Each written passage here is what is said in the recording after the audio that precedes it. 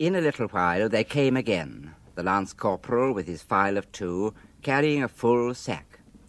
Number 1 section gathered, bunched in the confined traverse. That Lance-Jack balances carefully his mess tin of rum. They bring for them, in common, loose tea mingled with white sugar, tied in heel of sandbag, pudding fashion, congealed, clinging to hemp mesh, and 1 tin of butter. They bring for them, for each and for several. He makes division, he ordains. 3 ration biscuits, 1/3 part of a loaf, 2 field service postcards, 1 field service envelope, 1 piece of cheese of uncertain dimensions, clammy, pitted with earth and very hairy, imprinted with the sodden Hessians, weft and warp, powerfully unappetizing, 1 tin of Tickler's plum and apple for 3, 2 packets of trumpeters for cigarette smokers, 1 tin of issue tobacco for pipe smokers. They press forward, they speak half audibly or stand aloof. Their mixed round skulls, long barrow heads, nobble each. Stratford Atty-Bow mingles West tribe modulated high and low in their complaint. Yes, I have always. Yes. Never touched the stuff, no. Always had fags, Corporal. Always have I. Seen you with a pipe, Crower? Not me, Corporal. Who are these pipe smokers? 35 float, you're a pipe man. Somehow's right off it, Corporal, since they brought us into this place. Struth. Very well. 1 pack of trumpet all round, you whoresomes.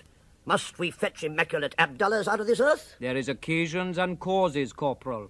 Leave that bullshit to Jerry. Tin and all for an happy Christmas. It'll gas the sod. Come off it, Moses, dole out the issue, dispense salvation, strictly apportion it, let us taste and see, let us be renewed. Ah, for Christ's sake, let's be warm. Each one in turn, and humbly, receives his meagre benefit. This Lance-Jack sustains them from his iron spoon, and this is thankworthy.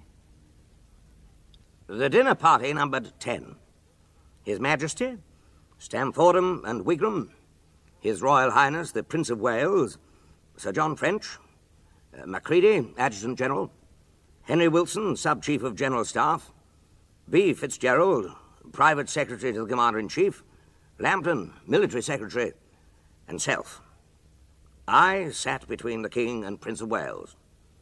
The King seemed very cheery, but inclined to think that all our troops are by nature brave, and is ignorant of all the efforts which commanders must make to keep up the morale of their men in war, and of all the training which is necessary in peace in order to enable a company, for instance, to go forward as an organized unit in the face of almost certain death.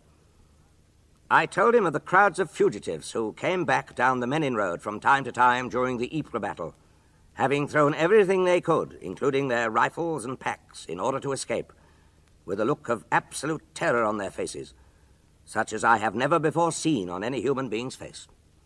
I felt certain that all who had been rewarded had won their rewards most thoroughly. It was impossible adequately to reward some for what they had done, because their glorious deeds were beyond earthly reward. This seemed to interest him. Good morning. Good morning, the General said when we met him last week on our way to the line.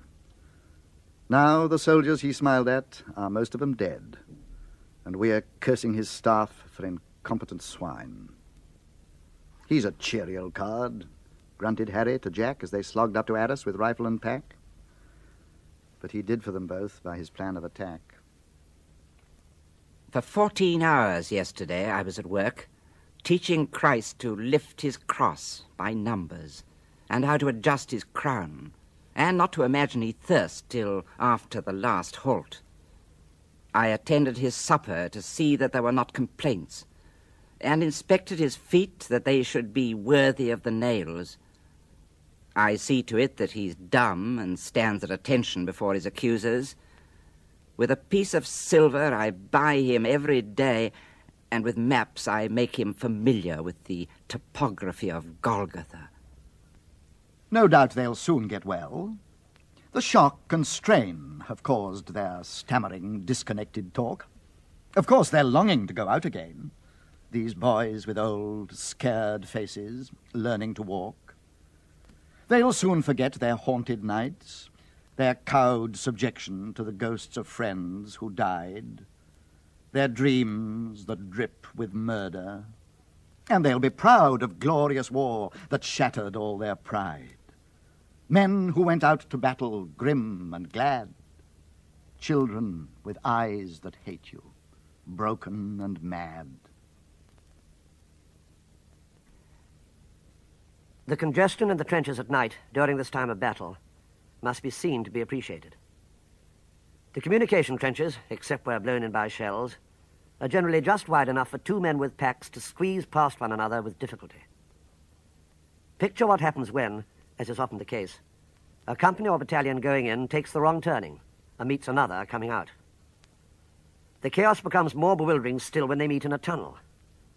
And when, as last night, one is spotted and the enemy opens fire with shrapnel, the climax is reached. One of my platoons was completely blocked up, shut in by a party of grenadiers at one end and a barricade at the other, the latter caused by the bursting of a shell on top of a tunnel part of the trench, underneath which some more grenadiers lay buried.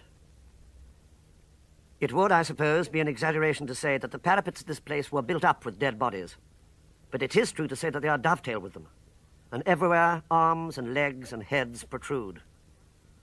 At one place an arm and hand stuck out and dangled across the trench.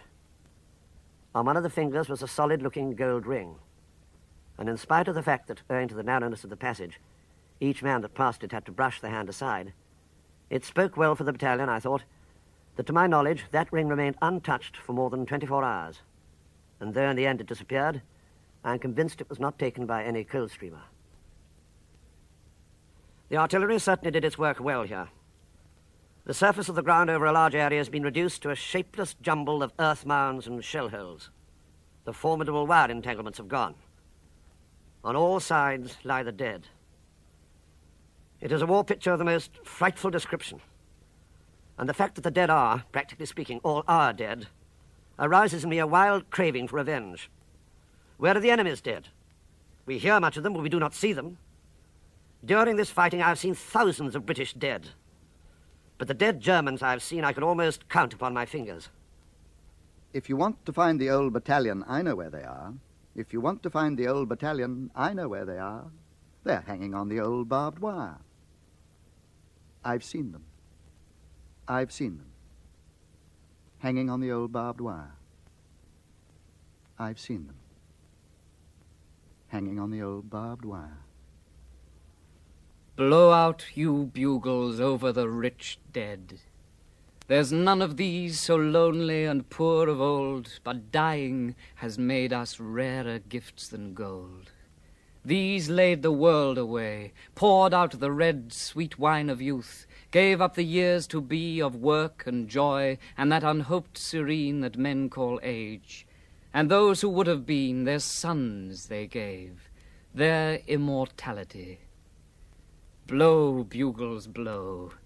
They brought us for our dearth holiness lacked so long, and love and pain. Honor has come back as a king to earth, and paid his subjects with a royal wage. And nobleness walks in our ways again, and we have come into our heritage. During the past week, I have been brought into contact with modes in mourning that afford fruit for much reflection. What struck me most was the individuality displayed. All the old, firm and vast decrees seemed to have vanished into thin air. Young widows are especially adventurous and have broken a vast deal of ground. The dainty white weeds are still worn, but remain correct according to tradition only so far as the cuffs are concerned, considerable license being taken with the collar. I understand a V-shaped décolletage is quite permissible, a narrow, dull black ribbon being worn round the throat, presumably as a support to the little up-and-down collar. This represents a particularly favoured fancy, and leaves no doubt as to the sad insignia of widowhood. When you see millions of the mouthless dead across your dreams in pale battalions go, Say not soft things as other men have said, that you'll remember, for you need not so. Give them not praise, for deaf, how should they know it is not curses heaped on each gashed head? Nor tears, their blind eyes see not your tears flow. Nor honor, it is easy to be dead. Say only this, they are dead. Then add thereto, yet many a better one has died before. Then, scanning all your crowded mass, should you perceive one face that you loved heretofore, it is a spook. None wears the face you knew. Great death has made all his for evermore.